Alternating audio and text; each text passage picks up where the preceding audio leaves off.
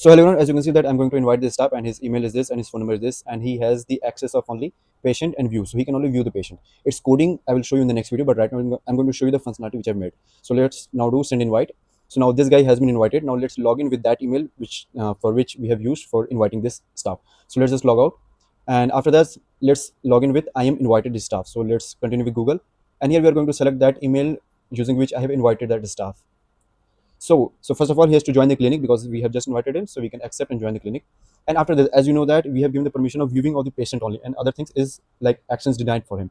So if you go on patient, so as you can see here, like he can see the view, he can view the patients list in our clinic data, but he cannot see other things. So let me show you. So if I go on staff, so you can see access denied. If I go on appointments, so you can see access denied. Only patients view thing is accessible for that user.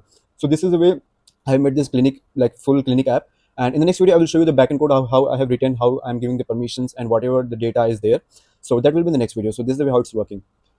So yeah, let's meet you in the next video along with the coding.